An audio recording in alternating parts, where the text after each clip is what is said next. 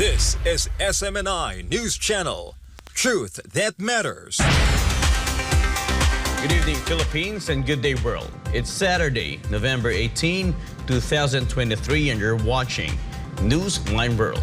I'm Franco Baranda, and we will bring you the top stories we've gathered from all over the globe. In the Israel-Hamas war, the Israeli military claims to have discovered Hamas weapons and tunnel in the Gaza Al-Shifa hospital. Iran reportedly increased its uranium stockpile above its nuclear deal limit. Japan's Prime Minister Fumio Kishida and China's President Xi Jinping agreed to settle differences during their meeting in San Francisco, United States.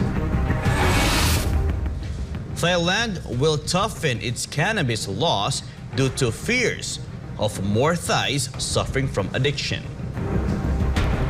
These and more for tonight's edition of Newsline World. The death toll from the ongoing Palestine-Israel conflict has surpassed 12,800 according to the health ministries on both sides. The Palestinian Health Ministry said that the death toll in the Gaza Strip had risen to 11,470 due to Israel's military attacks since October 7. In the West Bank, at least 196 Palestinians' lives had been lost. Israeli officials had not updated the casualty figures as of Thursday, but previous data estimated around 1,200 Israelis had been killed. Meanwhile, the Israeli Defense Forces, or IDF, continued its operations on Thursday at Al-Shifa Hospital, the largest hospital in the Gaza Strip, claiming to have seized crucial materials. Hamas' use of human shields is resulting in civilian casualties in Gaza, emphasized Israeli ambassador to the Philippines, Ilan Floss, coinciding with the discovery of weapons and equipment belonging to the terrorist group in a Gaza hospital. Hannah Jane Sancho reports. Until now, Israel has been attacked. Israeli Ambassador Ilan Floss stressed that Israel's incursion into Gaza is a response to continued attacks by Hamas and Hezbollah on the country's civilian population.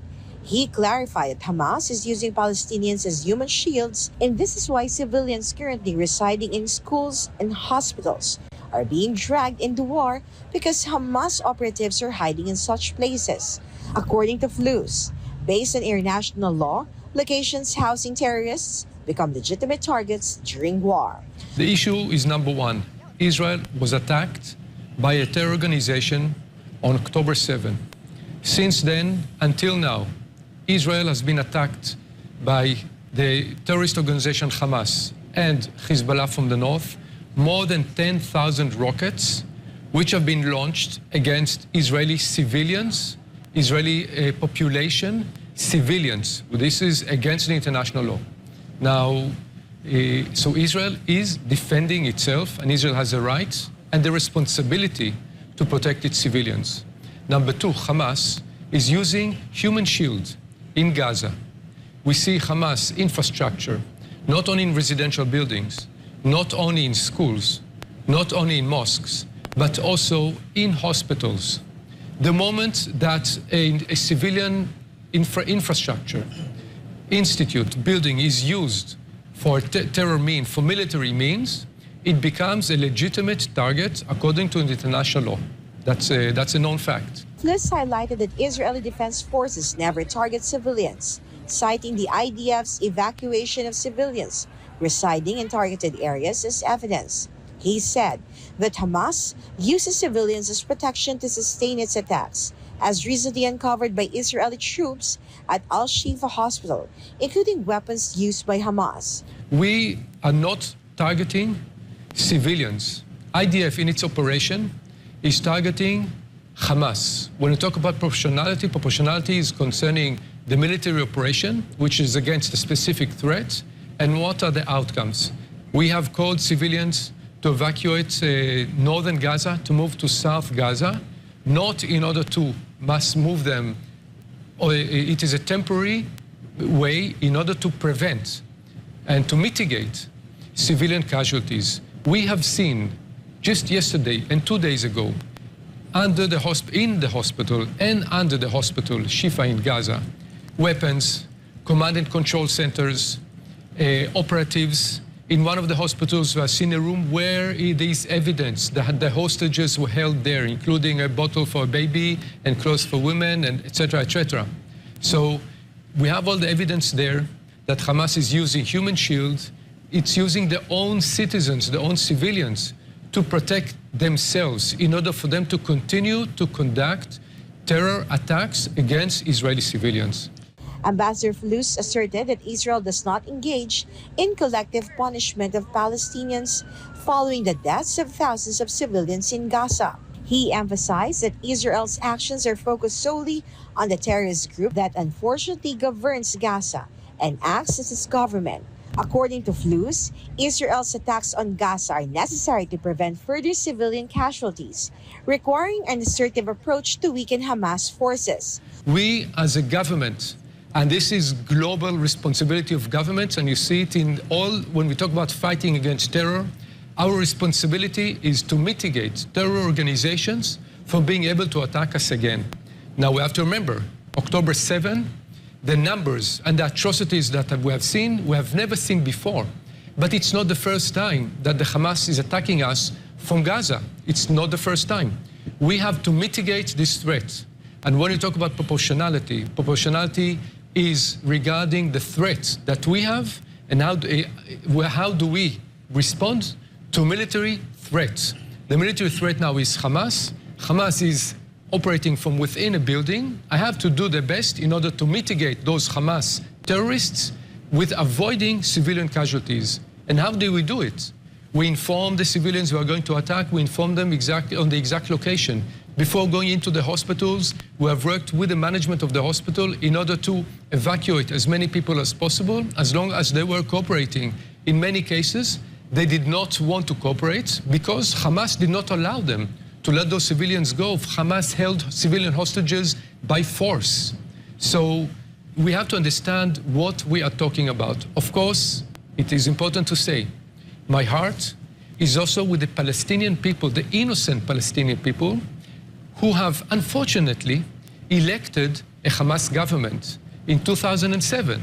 So they've elected to have a terrorist organization as their government. So Hamas is controlling Gaza and is using the entirety of Gaza as their base for the operations against Israel. Flus pointed out that as of now, Israel is still not receiving recognition from neighboring countries, and this exposes the Jewish state to ongoing threats. We are continuously under attack because Israel is still a country which is not recognized and not respected by many, but quite a few of our neighbors. If it is Hamas in Gaza, if it is Hezbollah in Lebanon, it is the Houthis in Yemen, and if it is Iran, who is actually supporting and supplying the weapons to all these organizations. So we are a country which is under threat since 1948, and we have to protect ourselves. Currently, over 12,000 people have lost their lives in the conflict between Israel and terrorist group Hamas.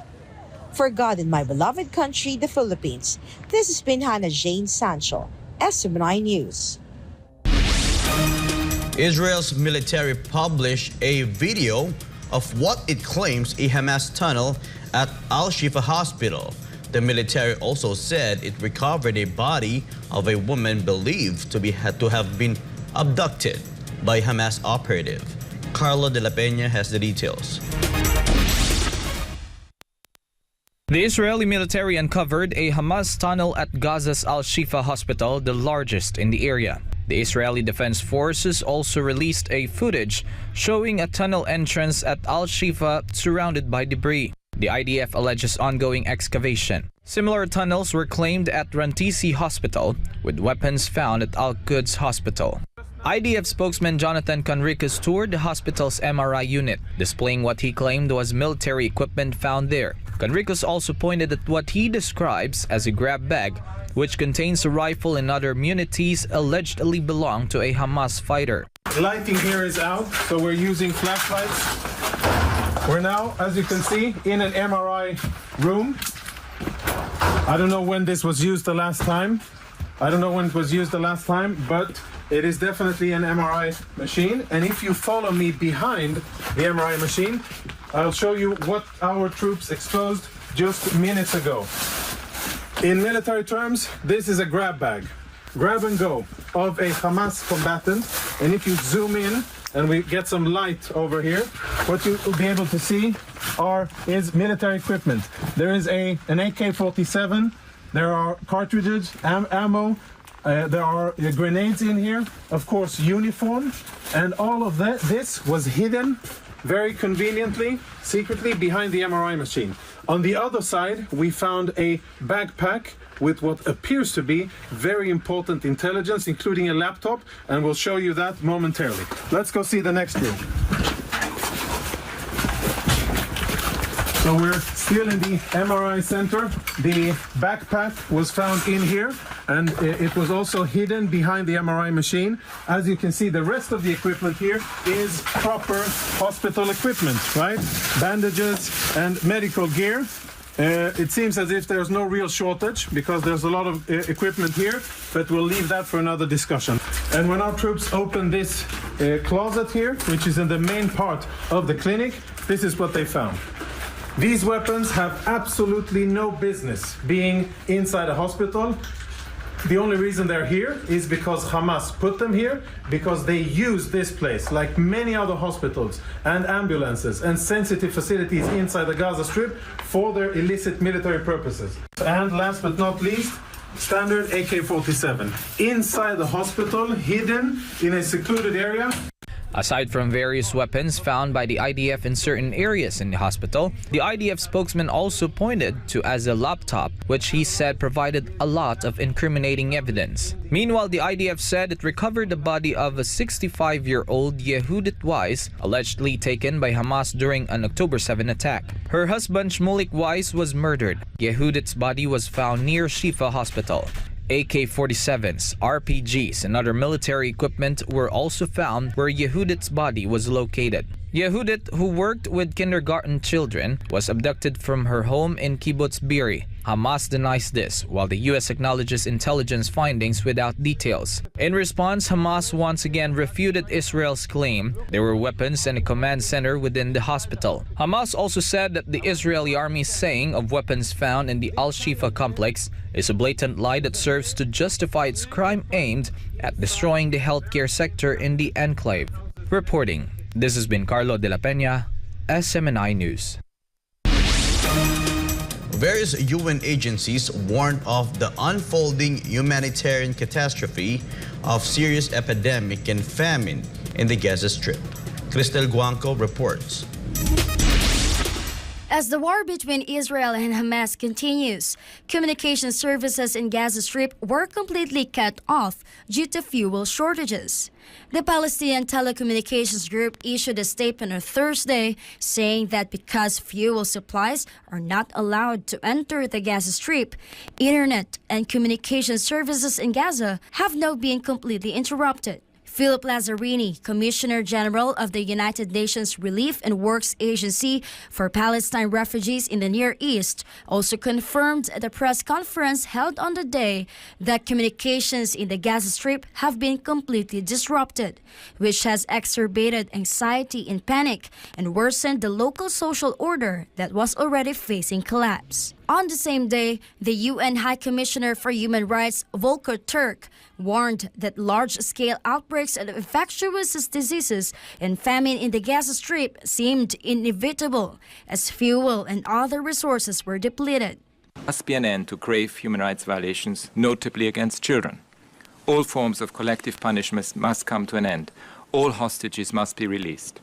International humanitarian and human rights law must be immediately and fully respected, including the principles of necessity, distinction, precaution, and proportionality. There must be a ceasefire on humanitarian and human rights grounds and an end to the fighting, not only to deliver urgently needed food and water, but to create the path, the space for a path out of this horror. According to the World Food Program, the fuel shortages in Gaza have seriously impeded local food production and distribution, leaving a large number of people on the verge of famine and in urgent need of assistance. With only 10% of necessary food supplies entering in Gaza since the beginning of this conflict, we're now facing a massive food gap. So 2.2 million people, that's nearly the entire population of Gaza, are now in need of food assistance.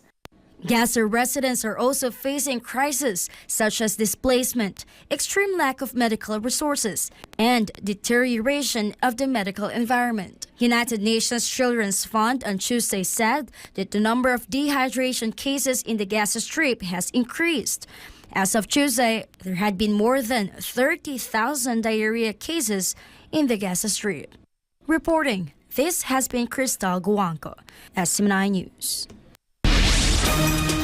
Houthi rebels in Yemen threaten to attack Israeli ships in the Red Sea as the war in Gaza entered its 6th week. Gratero Omori has the details. The ongoing fighting between Israel and Hamas showed sign of escalating into a broader regional conflict as Yemen's Houthi rebels and Lebanon's Hezbollah group entered the scene. Yemen's Houthi rebels claimed responsibility for launching several drone and missile attacks toward Israel since the Israel-Hamas war started on October 7. Besides the Lebanon-based Hezbollah, the Houthis pose a big threat to Israel despite being 1,600 kilometers away. The Yemeni rebels vowed to keep on attacking Israeli ships passing through the Red Sea and to continue pounding the Israel with missiles and drones as long as the war in Gaza continues. The group also warned that the Israel-Palestine conflict is bound to widen in an event the U.S. continues to support Israel in its expanding military escalation on Gaza. The Houthi, Hezbollah, and Hamas are all part of the so-called Axis of Resistance, a military coalition led by Iran and boasts of 100,000 fighters. Reporting from Dubai, this has been Gratero Omori, SMNA News, United Arab Emirates. A member of Thailand's hostage release negotiating team assured that all 25 Thai nationals held hostage by Hamas are safe. Chatmongkon Pisamay Goson has the news. Thai Muslim politicians announced receiving assurances from the Palestinian group Hamas that all Thai hostages held by the group will be among those released if mediators succeed in orchestrating a truce in Gaza. Around 240 people hostage during the surprise attack launched by Hamas on October 7. Mediators said they are expecting a ceasefire to take place within the next 3 to 5 days. The ceasefire would pave the way for Hamas to release at least 50 hostages, including Thai nationals, in exchange for Israel releasing some women and minors. More than 11,500 Palestinians have died from Israel's retaliatory attacks, according to the Hamas-controlled health ministry. About 95% of Thailand's roughly 70 million population are Buddhists who have lived peacefully with the country's Muslim minority of 5%. The Israel-Hamas conflict divided the support of ties between Israelis and Palestinians.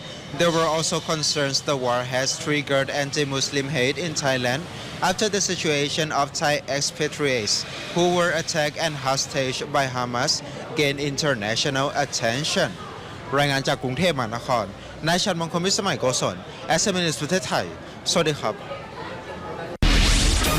The government of Thailand is seeking to tighten control of the country's emerging cannabis industry by revising a draft bill to prevent misuse of the plant due to fears it could lead to addiction.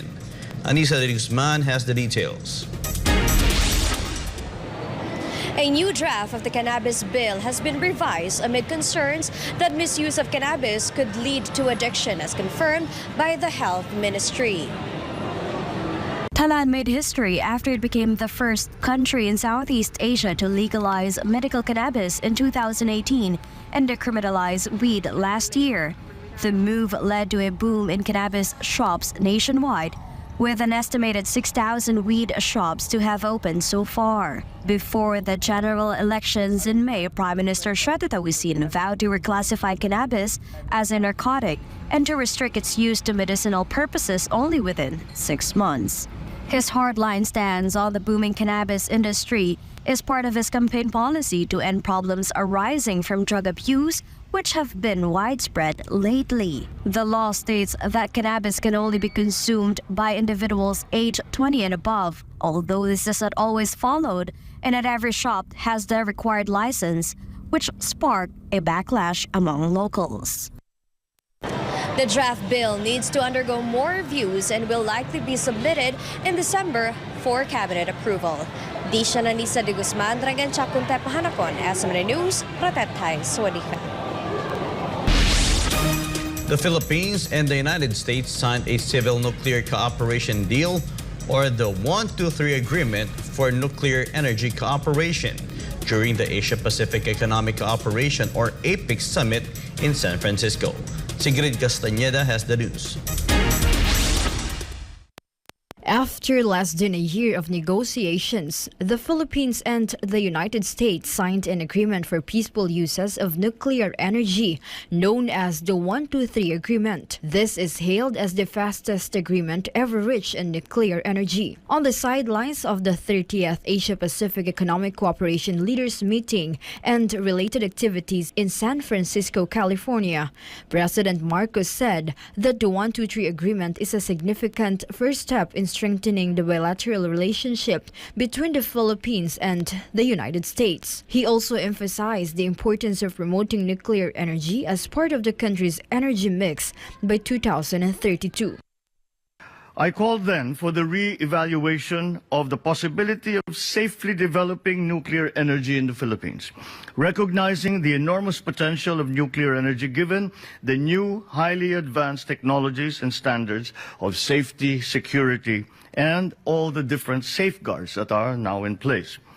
The 1-2-3 Agreement was signed by Department of Energy Secretary Rafael Utilio and U.S. Secretary of State Antony Blinken. President Marcos expressed his satisfaction in witnessing another milestone towards a more energy secure and green Philippines. This comes as the executive recalls his first State of the Nation address, where he outlined plans to ensure affordable, reliable, and sustainable energy supply in the Philippines. Earlier, Meralco signed a cooperation agreement with the U.S.-based ultra-safe nuclear cooperation. The aim of the agreement is to conduct a pre-feasibility study on micromodular reactors to explore clean and sustainable energy options in the Philippines. President Marcos highlighted that the agreement signed by the Philippines and the U.S. demonstrate a strengthened relationship between the two countries.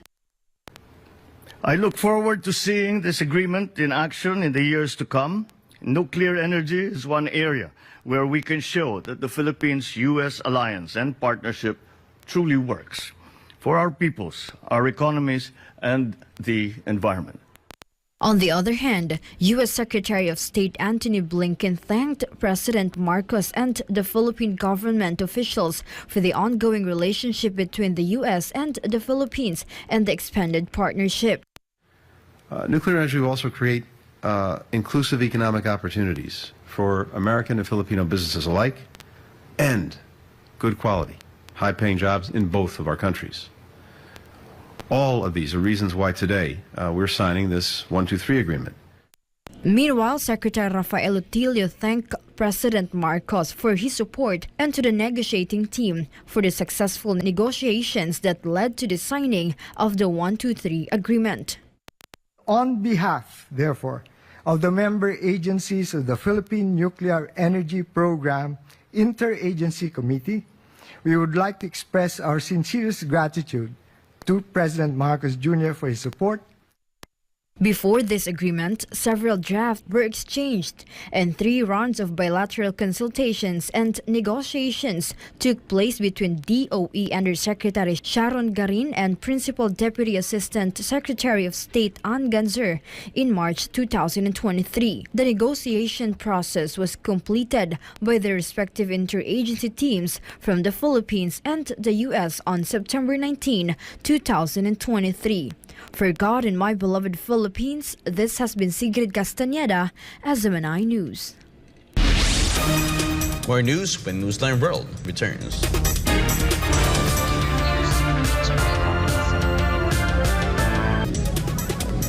According to the Philippine Institute of Volcanology and Seismology, or PHIVOX, the strong earthquake occurred at around 4:14 on Friday afternoon. PHIVOX initially logged the earthquake as a 7.2 magnitude quake, but eventually updated it to 6.8 magnitude. PHIVOX identified the epicenter of the earthquake as 30 kilometers southwest of Sarangani, Davao Occidental, with a depth of 10 kilometers. Meanwhile, initial reports say that 1 person was killed and 18 more were injured. There is currently no tsunami warning in effect. PHIVOX advised the public to be on alert for aftershocks and damage. Mindanao, home to around 26 million people, is the second largest island here in the Philippines. The top leaders of Japan and China agreed to settle their differences as they met for an annual summit of world leaders hosted by the United States. Kyoko Hashimoto has the details. Japanese Prime Minister Fumio Kishida told his Chinese counterpart Xi Jinping of his country's willingness to create brighter Japan-China ties for the sake of the next generation.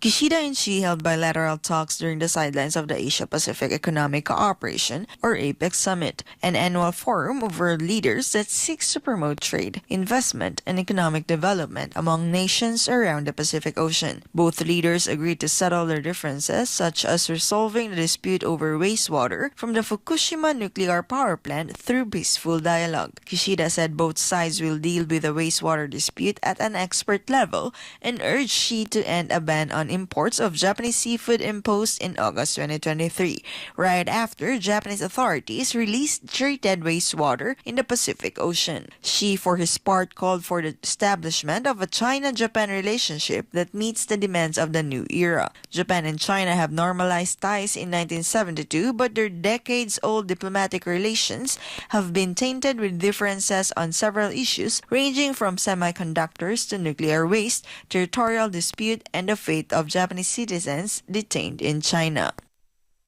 The meeting between Kishida and Xi coincides with the 45th anniversary of the signing of the China-Japan Treaty of Peace and Friendship. Ijo Hashimoto, Kyoko Nihon kara hokoku itashimashita. SMNI News, Japan. China's Ministry of National Defense urged Japan to not to stir up trouble in the Asia-Pacific region and raise concerns about Japan breaching its pacifist constitution and exclusive defense-oriented policy. Alisa Torres has the details. The spokesperson for the China Defense Ministry has issued a warning to Japan, urging it not to escalate tensions in the Asia-Pacific region. According to Zhang Shougang, the spokesperson for the Ministry of National Defense of China, defense cooperation between countries should not harm the interests of a nation, putting the entire region's peace and security at risk. He stated that over the years, Japan has repeatedly violated its pacifist constitution and defense-oriented policy. Japan has been exporting weapons, engaging in military expansion, and attempting to influence allies to destabilize the situation in the South China Sea. 近年来，日方违背其国内和平宪法，突破专守防卫原则，不断对外输出武器装备，在军事扩张的道路上越走越远。 还妄图拉小圈子搅局南海，企图颠覆战后国际秩序，日益成为亚太地区不稳定因素，这值得地区国家和国际社会高度警惕。我们敦促日方在军事安全领域谨言慎行，多做有利于维护地区和平稳定的事。 The Chinese spokesman added that Japan has attempted to disrupt the post-World War II international order and has become a destabilizing factor in the Asia-Pacific region. Therefore, Zhang said, countries in the region and the international community need to remain vigilant. Due to this, China is urging Japan to speak and act cautiously on military and security matters and to contribute more to regional peace and stability. Jiang also commented on the recent exercises led by the Chinese People's Liberation Army or PLA Navy Shandong aircraft carrier in the Pacific, conducted in accordance with international laws and practices. 近期，中国人民解放军海军组织山东舰编队赴相关海域进行训练，旨在锤炼提高航母编队体系作战能力，提升官兵技战术水平，进一步增强维护国家主权、安全、发展利益的能力。需要指出的是，这是根据年度训练计划作出的例行性安排，符合国际法和国际实践。中国军队将常态组织类似演训活动。 Reporting, this has been Alisa Torres, SMNI News. The U.S. Navy revealed new details regarding a trilateral deal that includes the sale of nuclear-powered submarines to Australia. Sheena Seldon reports.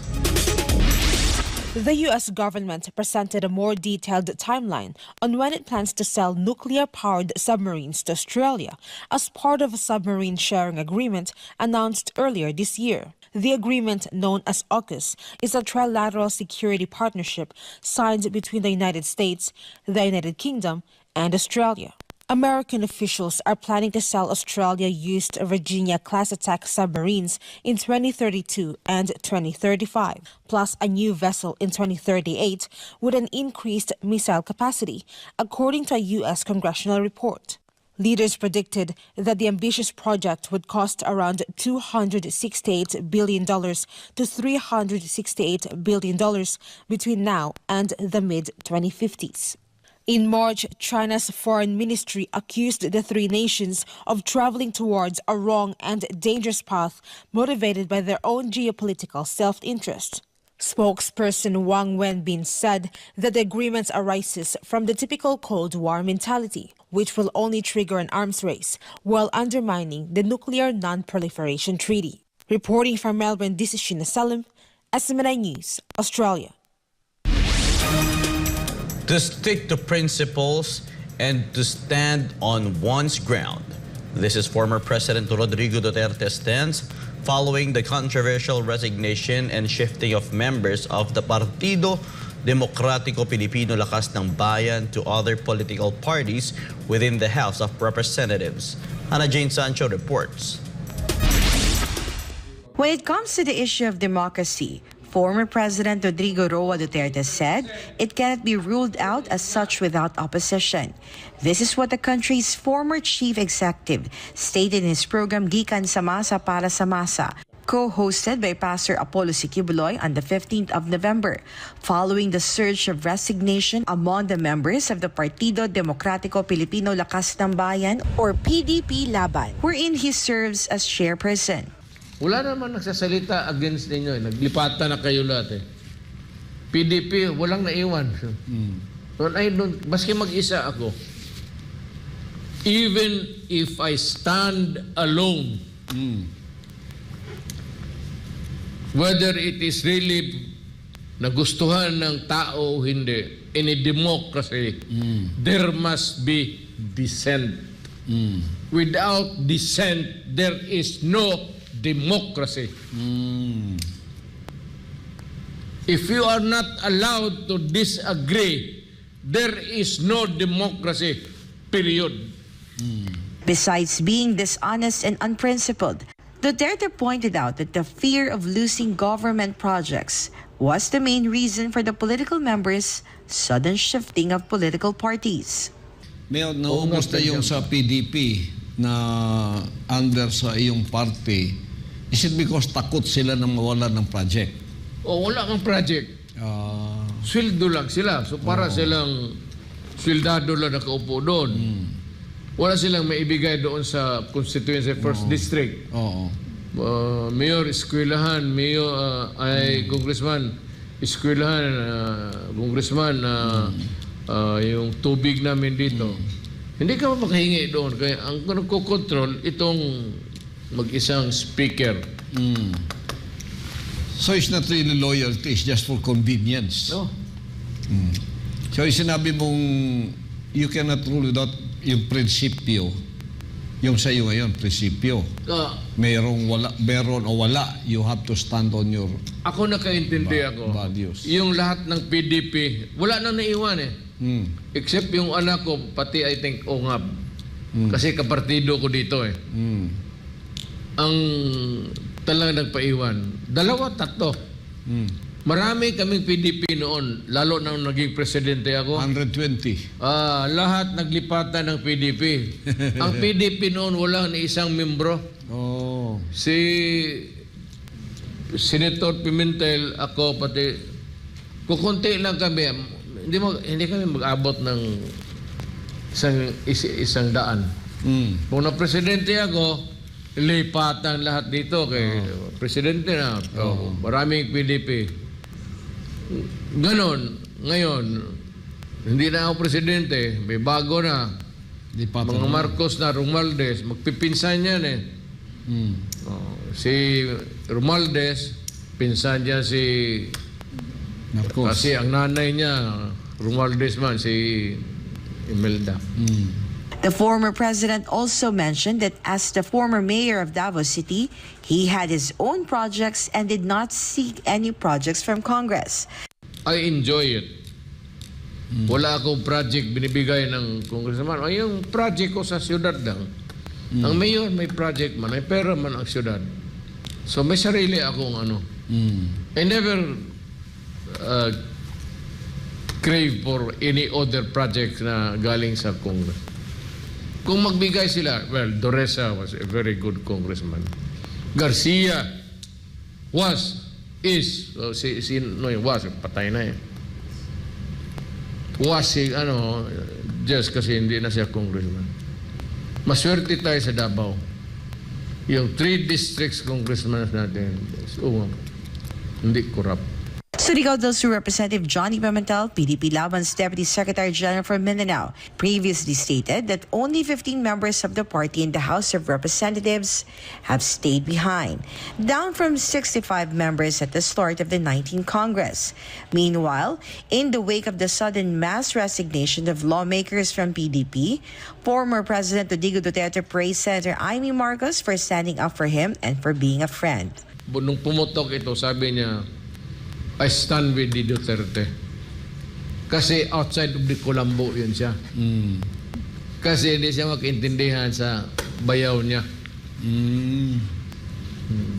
Sabi niya, pati ito si Romualdez. Sabi niya, one good friend is worth more than 100 relatives. Tama mo yun?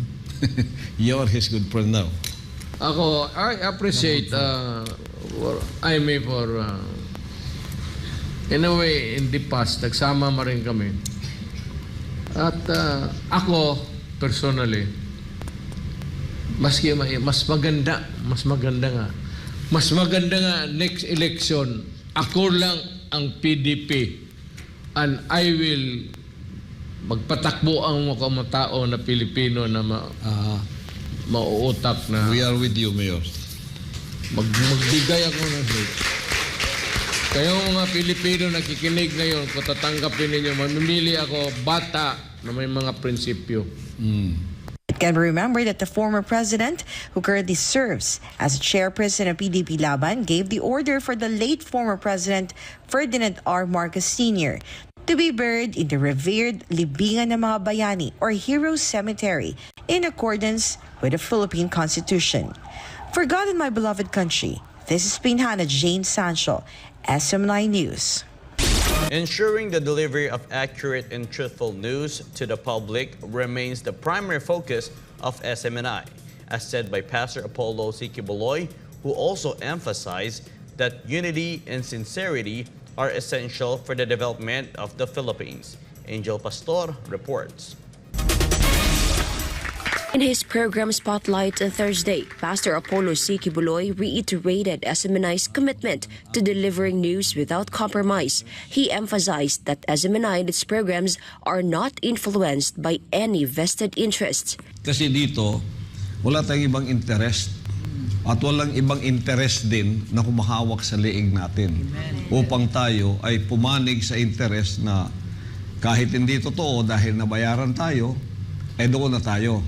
Wala po dito yan sa SMNI. At wala po dito yan sa ating mga programang nakikita ninyo sa SMNI.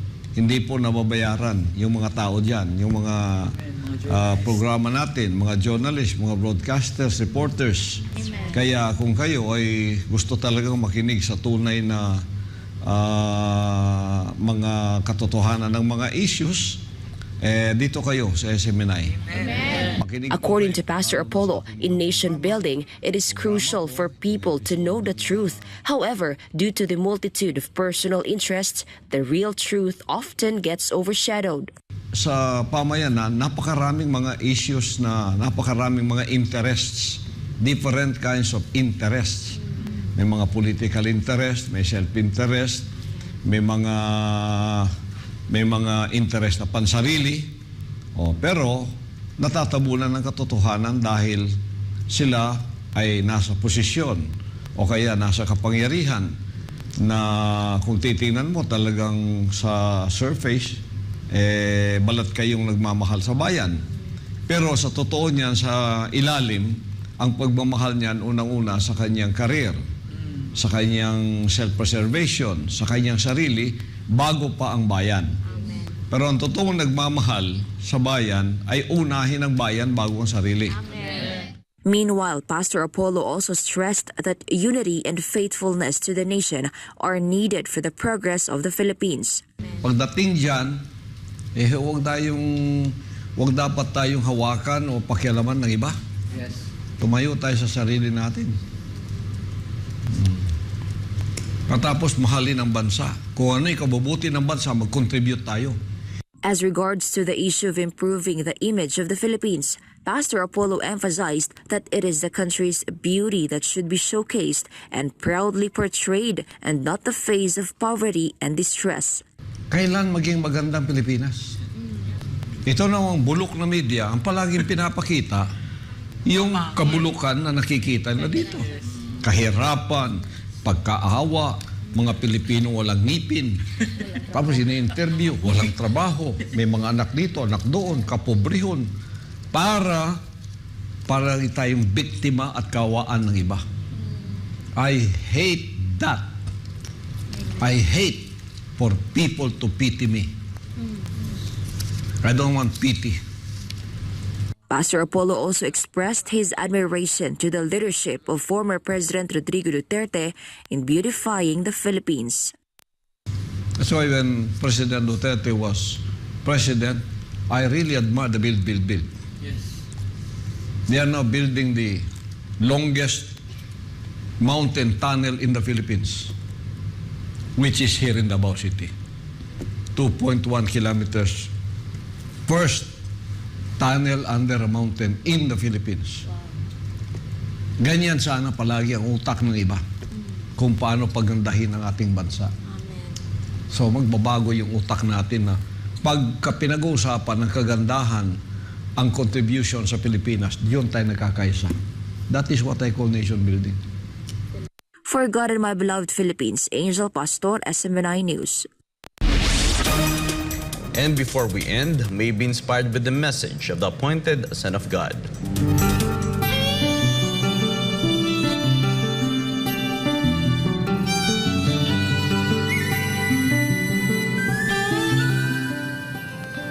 We will continue to stand for the truth no matter what, without fear or favor.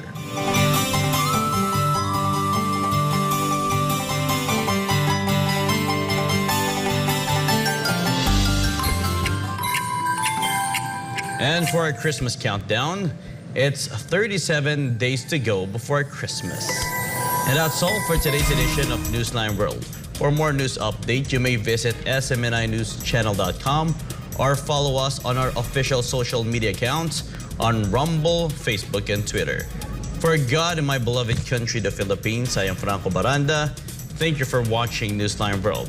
And thank you to our beloved pastor, Pastor Apollo Sikibuloy, for the opportunity to be a part of this program. May continue to listen on SMNI as it delivers nothing but fair, truthful, and balanced news, because SMNI is your source of credible news.